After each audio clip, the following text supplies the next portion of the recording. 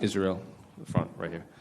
Obviously, you've been kind of targeting this fight with Dricus for a while, even when you were a champion. So I guess now that you're only a few days away from actually getting to fight him, I guess, how was camp? What are the emotions this fight week? And yeah. Camp was awesome. It was refreshing. It was one of the best ones, if not the best one yet. And the emotions this fight week, it's calm. What in fight camp specifically, if you could say, made this one of the best ones? Just we reshuffled the deck. We changed the way we just pretty much kept what was useful and discarded what was useless for us. And we upgraded the program itself and had a preseason, had training blocks, not just going hard all the time, and then getting injured and stuff. Was that a conversation you had with your camp, or did you approach them and say we got to get rid of some stuff? I think they saw, the schedule that I was on and some of the other fighters in our gym. I had 5 fights in 16 months as a champion. And again, it's not just the fight itself, it's the work we have to do to get ready for the fight. So they saw the detriment that was doing to me and some of the other fighters. So it was good to refresh everything. And obviously, I feel like you're a big energy guy. Like you kind of feel energy from people. Have you run into him at all in the hotel? And what energy are you getting from him? Not really him, but I saw his coach and his brother, and they're cool. You said, I don't care about belts, I'm coming for heads. And I think you said you wanted to show off yourself in this octagon. So I guess, how do you view success fighting Dricus? Is it beating him? Is it beating him spectacularly? Is it just putting on like a fight that fans are enjoying? How do you view success against him? Success against him will be all 3. Did you see the footage of his coach using a taser in fight camp when people were out of position and grappling stuff? He would like tase their feet and stuff. Yeah, Eugene uses knives. He always has a knife on him. Is he here? No, he's not. If he does, he'll have a knife on him. So I've had knives pointed at me before. It's not this camp though. I was good. I was good this camp. And I saw on your Twitter you posted some photos of yourself, but then you also posted like an audio of someone like reading about anger. It was like them talking about like. That was it was just a post. It was just. So nothing to look into in that one? Nah, you guys don't look too much into things. Sometimes I just post shit because it sounds cool. Just 2 more from me. They announced Francis is making his return to MMA. So I guess a lot of people view him as like kind of the face of African MMA, just from the UFC to the PFL. So I guess what's the response from his return that maybe you felt in Africa? I'm happy for him. I'm happy for what he's doing. He just went through something that I would never wish on anyone. And, we've talked, I've checked up on him. And again, I respect Francis so much. He's an integral part of what we've done in the UFC. Right now I know there's competition between other promotions and the UFC and battles. But again, you can never erase history because the streets, the internet will always remember no matter what. And I think they'll fix this eventually, but it's just a lot of chest puffing. But I think hopefully the UFC is smart people. They'll understand and they'll rectify this eventually. Are you referring to that video clip that came out? That not just that, just everything. Like just you can't erase Francis's legacy in the UFC. It's part of what we've done. It's forever in history, in stone. So trying to whitewash it or just not talk about it is silly. And I know he's fighting for, the PFL right now, but it's still history. You can't just turn a blind eye to it. So again, I'm sure they'll fix it eventually. This is how business goes with the UFC, and yeah. The last one for me, unrelated to this fight, but November 1st, they're going to start implementing these new rule changes with the 12 to 6 elbow. Finally, Jesus Christ! They've also redefined the grounded opponent, so you need more than just your hands. So I can hear you're happy with these changes. Yeah, definitely. I think it's about time. That, but then also we got to, the judging as well has to change. Not for me, but for us as fighters. I don't do win bonuses, so I'm all right. But for some of these other guys who have win bonuses and they get their win bonuses taken away, and that could be half their purse, could be 10,000, 20, 25,000 away from them because the judge decided, you weren't moving forward enough, even though they were blasting the other guy in the face with kicks and punches, Yeah, it's good for the game, and I think these things should happen quicker. Israel, we're talking about legacy a lot in this sport, and it's the reason why a lot of people do it. When you see what's happening with Francis and stuff, is it a concern that the turnover of fans in this sport is so high-paced that legacies like his can be forgotten if the promotion itself doesn't celebrate them as often as they can? It can be, but also, again, we're in the age of the internet, so I don't think it's going to be forgotten as easily as they try. But, yeah. Also, myself, look, my last fight was atrocious for myself. I was not happy with that fight. And, the fans, the media, you're only as good as your last fight. They keep all these sometimes these sayings that don't make sense anymore. You're only as good as your last fight. I don't get it, but at the same time, I'm like, okay. But, yeah, so for me, even this weekend, I kind of want to do what I have to do. And when I do it, and then people are going to be like, fuck, how did we not see this coming? How did we underestimate that he was going to do this? Amazing. So, yeah, it's just time to remind people. You took this time off. We good? Classic. Good. We took this time off. How long do you think you've added to your own career by just forcing yourself to take this break? I don't know, but I've raised the level of athlete that I am by taking this break, by doing the right things to let my body heal and heal my body, and even just remove myself from the game completely for, 3 months or whatever it was.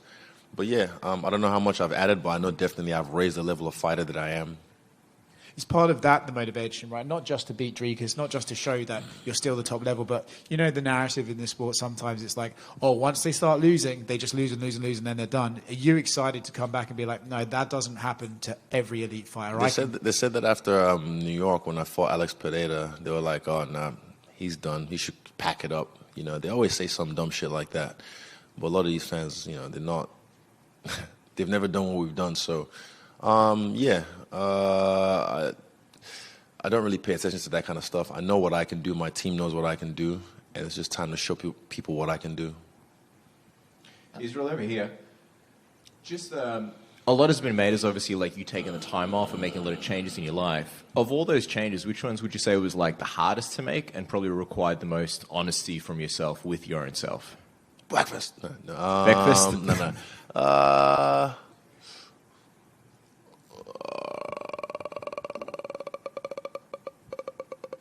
There's a few. A tedious one was probably not really hard, but like the little things like the ice baths and using the hyper ice machine, because it's just, I'm tired. I've fucking just done VO2 max workout. I get home, I gotta put this fucking moon boot on all the way up to my groin and then sit there. So these little things, and once you do them, you're fine. Every time I'm about to hop in a cold plunge, my mind always tries to say no, because that's self-preservation, but I just override that, and it calcifies your mind. You get used to saying no to your urges of relief or whatever, and then you learn how to go through the fire or ice. You mentioned before that the vibe is calm this week. Why is that calm? I think also because a lot of people expected, like, man, it's going to be a crazy, fiery build-up. Where's that calmness coming from? Experience. A lot has happened in the last 11 months. I've had to go through some life shit myself. My life really, my personal life really is, like social media or shit like that all the time. So for me, I had to go through a lot of life stuff and a lot of soul searching and a lot of, what do I want from this game? What do I want from life? Where do I see myself? All that kind of question. What do I want my legacy to be? All these questions I had to ask myself and have an honest talk to myself. And yeah, eventually I just knew when I came back, I wanted to be like reinvented. I wanted to be a different, what did Kobe say? Same animal, but a different beast. Yeah. Israel. Oh, sorry, not done yet. Oh, sorry. Yeah. Almost done. I was going to say, that face-off that you and Dricus had, it went for ages, but it was such a calm presser, and then the energy changed. What was it that made the energy change so abruptly? So for me, I just I don't know what to expect, but he tried to pufferfish me, and then he realized pretty quickly I'm not the one you can try and just blow smoke at. And yeah, he felt my energy, and he understands. He knows who he's dealing with now. That moment right there let him know. He got to look into my eyes and see who I am. Yeah, I don't know what brought it on, but it's just deja vu. I've been here before. I've battled with the best. Like, no one can intimidate me. No one can intimidate me, and he definitely won't do that. Something that you've been saying a lot is like you want to show him who he is. Take us into that. What exactly does that mean? Who is he? You'll find out. All right. This guy, he's been waiting. Israel, what are you expecting from Dricus on fight night? And what do you make of being, the odds-on favorite for this one? And Dricus, the champ, is the underdog. I don't know. I didn't really know I was the favorite. What do I expect from Dricus? I just expect him to bring his best. He says he feels amazing, so I'm like, good. That's what I want. Israel, just to your left. You're obviously one of the most active champions throughout your first run as champion. Would you be looking to return to that same activity level you had with a win over Dricus this Sunday? I'm not even looking past this Sunday. I'm just looking at this Sunday. Yeah, and after that, I'll deal with things as they come. I heard you mentioned, there was a bit of an injury when you fought Sean last year. I guess how important was that time off for you just to heal the niggling injuries and things that, with your body you could eventually get right with that time off? It was really important. You have to. But again, I've always fought with something wrong. Like 2 weeks before the Miami fight, I did my knee. I didn't pull out. It was really bad. I could have pulled out, but I just knew this is an opportunity of a lifetime, and it paid off. So, yeah, sometimes you roll the dice, you hit. Sometimes you get snake eyes. But, yeah, I just had to pull back and just manage my risk better. Yeah, and with the win over Dricus this Sunday, you'd become only the second three-time UFC champion in history alongside Randy Couture. I guess, do you have any thoughts on that sort of accomplishment? No, I haven't really thought about it. It's just focus on Dricus and the rest will come. Thank you. That's right here. Dricus said in an interview a few days ago, I can't remember who, that he needs to be perfect to beat this guy. That was his quote. Does that already show to you that there is some maybe doubt in his mind if he doesn't put on a flawless performance, that he maybe knows he can't win this?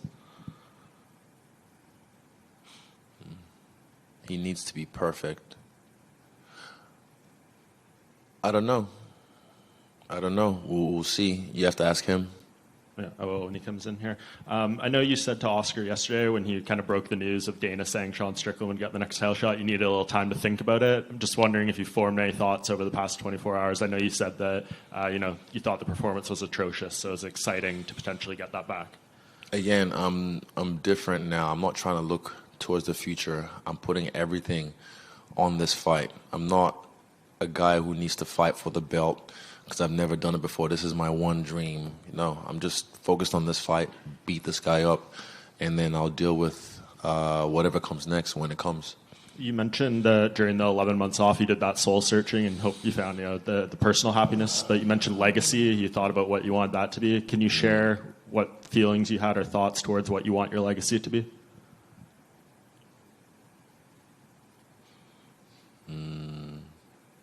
That's for myself. And just last thing, that 11 months is the longest break you've had since you started combat sports in 2010, which is just insane to think about. That's like a normal break for most UFC champions we see. So for you, how much have you kind of evolved during that time, and how much do you think the freshness might affect your performance? I think you guys will see the best me you've seen yet. I'm the biggest I've ever been, the most muscular, I guess, I've ever been. I feel faster. I surprise myself sometimes with the speed that I'm hitting with. I'm not really hitting hard. I'm just really sharp. And I feel like a blade in this one. So, yeah, it's been good to refresh myself and reset myself. And now, let's get it. Israel, just over here, man. Just a couple quick ones from me. First off, I know you love the Saw theme, but I guess when you look at this fight, Dricus is a guy that moves forward, and you're a guy that's known to really set up some really great traps in that octagon. Are you kind of seeing these kind of parallels between the theme, the movie, and kind of this fight more than ever going into this one? I didn't really think about Saw too much. The Saw theme is just a fucking track that will get my skin fucking goosebumps every single time. But yeah, definitely. There's already traps that's been set. There's been many traps that have been set way before this fight was even announced. But yeah, I'm sure they're working hard as well to try and set traps. But yeah, this is the game we play. I like these games, even coach versus coach. I'm sure they like it as well. Let's see who has the better game plan. Let's see who has the better strategy. So yeah, there's traps that have been set, and there's traps that will be set. But then sometimes we just have to fucking fight, and then we're gonna fight this weekend. Yeah, man, I can't wait. Undertaker was on Logan Paul's podcast and mentioned that he really liked that tribute that you did to him in that walkout. Just quickly, if you had to sort of compare a couple of guys on the team to a couple of other wrestlers, we're looking Dan Hooker, probably Stone Cold Steve Austin, and who else would you sort of compare thinking on the Kakai, Huge? Who would Huge be? Fuck, as the Iron Sheik. Yeah. Awesome, man. That's me. Sorry, so just one more. We saw the photos of your custom shorts. They might be the dopest ones yet. Thank you. Tell me what the inspiration was behind them, and how happy are you that I know you preach, fighter uniqueness and getting to show personality, that you've been able to do some of that now. Yeah, it's cool. I like it. It's good to bring back a little bit of personality. And I think maybe 5 months ago, Hunter told me that was going to be a thing, even before the gold gloves were a thing. So I'm happy I picked those and I designed them and I sent them to him months ago. And then the gold gloves came through. And I wasn't really a fan of them at first, but then I saw them with the shorts. I'm like, you know what? They kind of work together. But I think for instead of the gold gloves, maybe black with the gold trim, with the gold UFC on them, that looks even cooler. The gold gloves they look good with my shorts, but some other fighters, they look kind of shit. And it's not really my problem, but yeah. The lightning is nice. The yellow flash, speed, whatever you want to say it is. We are electric. Israel, just over here. UFC Fight Week is always busy. However, last time you fought, you had a documentary screening, as well as lots of other things going on that were kind of secondary to the fight. How is it now to not necessarily have those things? It's good. I don't mind. I can juggle so many things. I have great people around me. Tim Simpson, Ashbel Castro. My father. They always take care of the business side of things, but the buck stops with me. But yeah, it wasn't really, I think it's just, again, everything. It wasn't just the fight, it was everything around it, like the travel and whatnot. So this time I just try to sit my ass at home after I've done my hiatus and just work. And speaking of the documentary, it'll be on Apple TV in North America, finally September. So I'm happy for at least the rest of the world to finally start to see this movie. It's been a while, coming, but it's not really it's a sports documentary, but I even like seeing.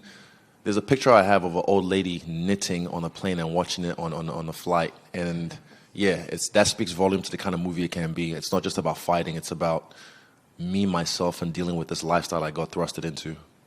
In that documentary, there's a theme of letting go of anger within yourself, and there's a part where you talk about kind of being worried that when the anger goes, what will be the motivator?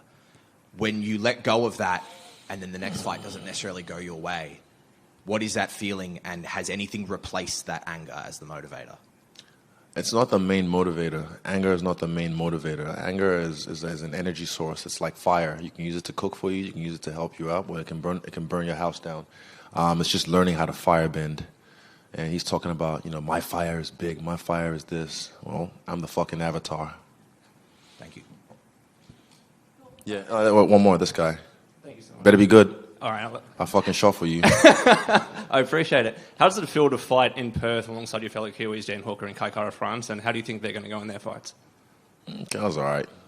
That was all right. What do you expect? It's going to be good. I'll tell them that, Dory. Yeah, but yeah, it's nice. When you bleed together in the training, you sweat together in training, it's time to go to war. We're brothers in the trenches. And again, people sometimes, they get it twisted. They think, Israel is just fucking got the entourage like this and that. It's like, nah. These are moments in history that the people who have helped me get ready need to see in real life. So we bring a lot of them with us to experience these moments. It's not just whoever is on our team, the mob that you see us rolling with, they are all integral parts of the team. It's not just there for looks or show. These are all soldiers. When we go to war, we hold the fucking line. Yeah. And last question. Dana White recently shared that Sean Strickland is going to be getting the winner of you and Dricus after this weekend. How do you feel about that? And do you think he should be in line as opposed to the winner of Rob Whittaker? You're not listening, are you? we've already answered that. We talked about that earlier on. All right, that'll be the last one. But yeah, thank you. This was fun. And yeah, till next one.